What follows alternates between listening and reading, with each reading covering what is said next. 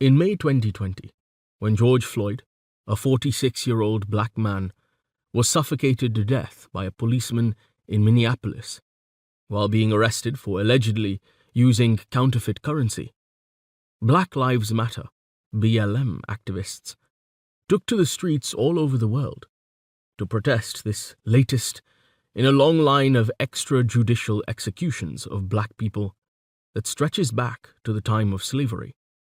Statues of figures associated with colonialism and slavery, which suffuse the built environment of the US and indeed of the Western world, more generally, provided targets for their anger. Activists attacked statues of Robert E. Lee, Jefferson Davis, and other soldiers and politicians from the Southern Confederate states that fought to defend slavery during the US Civil War. But their ire spanned a wider historical frame. Statues of Christopher Columbus, as well as of politicians still within living memory, were not spared, provoking then President Donald Trump and his base to murderous levels of outrage. Conflicts around statues became the latest front in the cultural wars that eternally roil US politics, even as polls revealed that, for the first time ever, a majority of Americans supported removing Confederate statues from public spaces. Cities in the US were ablaze. But the fire this time spread globally. In the UK, after years of agitation and negotiation over the statue honoring the slave trader Edward Colston as a virtuous and wise son of Bristol, BLM protesters tore down the statue and threw it into the harbour.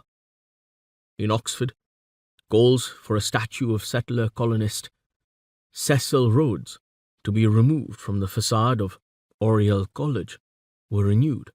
In London, statues of Robert Milligan, John Cass, Thomas Guy, Robert Clayton, and Hans Sloane, all of whom profited from the slave trade, were removed or slated for removal.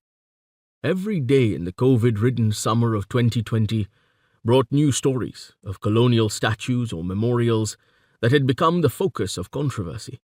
Henry Dundas and David Hume in Edinburgh, Thomas Picton in Cardiff, Francis Drake in Plymouth, Robert Clive in Shrewsbury, William Gladstone in Liverpool, Robert Baden-Powell in Poole, and Horatio Nelson in Trafalgar Square.